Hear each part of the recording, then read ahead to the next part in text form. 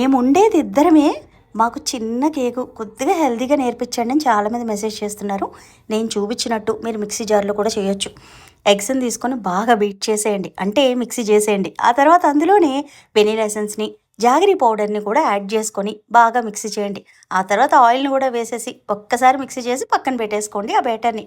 అందులో రాగి పిండిని, బేకింగ్ పౌడరు, బేకింగ్ సోడా, మనం చేస్తుంది చాక్లెట్ ఫ్లేవర్ కాబట్టి ఒక్క స్పూను కోకో పౌడర్ని కూడా యాడ్ చేసుకొని బాగా కలపండి. ఈ విధంగా కన్సిస్టెన్సీ అయితే వస్తుంది. దీన్ని కొద్దిగా లూజ్ చేయడానికి పాలుని కూడా యాడ్ చేసుకోండి. సూపర్గా మన బ్యాటర్ అయితే రెడీ అయిపోతుంది. ఇప్పుడు మీ స్టవ్ని కానీ అవన్నీ కానీ ప్రీహీట్ చేసేసుకోండి. అదే అవన్ కానీ ఓటీజీ అయితే మటుకు 180 డిగ్రీల దగ్గర 10 నిమిషాల పాటు ప్రీహీట్ పెట్టుకోండి. ఈ విధంగా 6 ఇంచ్ టిన్ తీసుకొని బ్యాటర్ అంతా వేసేసి 20 నిమిషాల పాటు బేక్ చేసుకోండి. అంతేనండి, పర్ఫెక్ట్గా మనకి రాగి చాక్లెట్ కేక్ అయితే రెడీ అయిపోతుంది. దానిని అలా ప్లెయిన్గా తినాలన్నా తినేయచ్చు, లేదు అంటే ఇలా మీకు నచ్చినట్టుగా సెలబ్రేషన్ లుక్ లాగా తయారు చేయొచ్చు. మీ ఇంట్లో ఉన్న ఏదైనా స్ప్రెడ్ అప్లై చేయండి.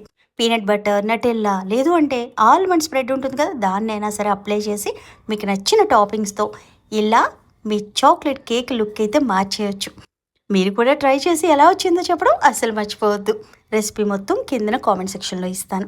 ఇంకా ఉంటానండి మరి. ప్రేమతో మీ శ్యామల.